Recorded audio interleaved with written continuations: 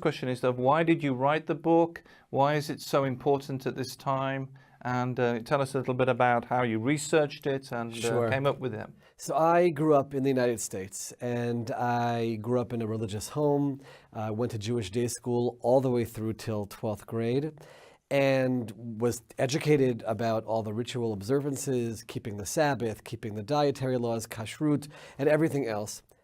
And somehow, missing in all of that was the ritual side of living in the land of Israel. We supported Israel, certainly we prayed for Israel, but the idea that the ideal for a Jew is to live in the land of Israel was absent from the education. And I've been involved in the last number of years in public life in Israel and getting a sense for the numbers of North American Jews in particular that are coming to Israel.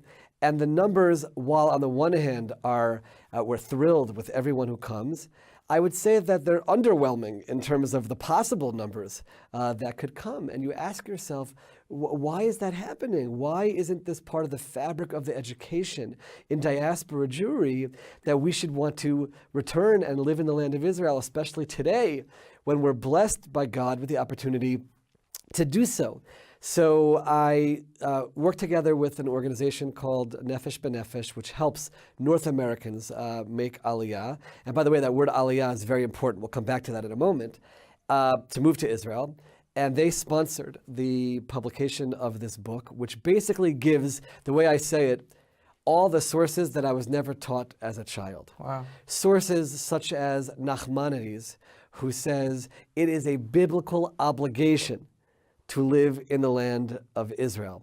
Sources that say all the ritual commandments that we perform outside of Israel are just practice. They're not actually real. It's just to prepare yourself so that you'll know what to do when you return to the land of Israel. And I think this is very important that you've tuned in, and we have Rabbi Dov Lipman as our special guest today. And I think it's very important that the people understand that this is a biblical thing. It's something in the Bible that the Jewish people come back to the land of Israel. It's their traditional homeland. The Jewish people have lived here since the time of Abraham, and maybe we'll get on to Lecha in a minute.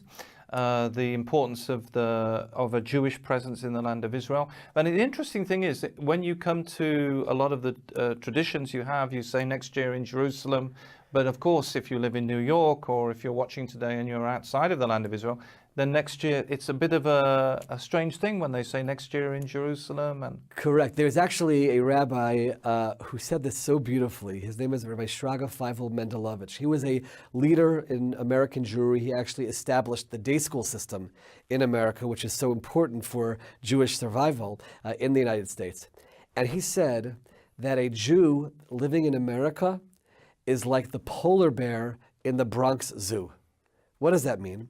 You go to the Bronx Zoo and you look at the polar bear exhibit and you see a bear. He has snow, he has ice, he has the food that he's supposed to eat, and he has the habitat is created for him, and it all looks very natural.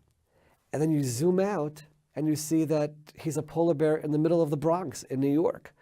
And he said that's Jewry in the United States. You have synagogues and you have schools and you have kosher restaurants. You can even go to a ball game and there's kosher food and prayer services at the baseball game. It all looks so wonderful. But when you zoom out, you're in America. You're not in Israel. Israel is so much more than just a safe haven for Jews to run to. It's not something which is created for the Jewish people after the Holocaust. This is our inheritance. God says over and over again in the Bible, literally, turn to any page and you're likely to find it. He says, this is the land that I'm giving to the people of Israel. This is where you're supposed to live. And therefore, I think we really have to shift from looking at Israel as this wonderful, beautiful story. It's incredible how after the Holocaust, from the ashes, we came to our homeland, to talk about it at a much deeper level, that this is where a Jew is supposed to be. This is the way God established it. All the rituals that we perform, they're supposed to be performed here. The land is prepared for that. And what I lay out in the book is that this goes throughout our history, starting from Abraham, the first person to come here, all the way through the generations. Our greatest leaders always wanted to come here. They always wanted to be here. They all understood that to be an authentic Jew, and to practice authentic Judaism, that can only happen in the land of Israel. That term aliyah, which you mentioned in the beginning, Martin, aliyah means to go up. Is there any other culture in the world which talks about immigration from one country to another country as aliyah, as going up? By the way, a Jew who leaves from Israel to go somewhere else, it's called yiridah. It's called going down. Wow. Now Israel is not, on a topographical level, it's not higher than other places. Aliyah means because you're going up spiritually to the place where you're supposed to be. And yiridah, which is going down, is because you're going away from the place that spiritually you're supposed to be. And what's the best way, Dov, for them to get the book? You can go to the website of Gefen Publishing.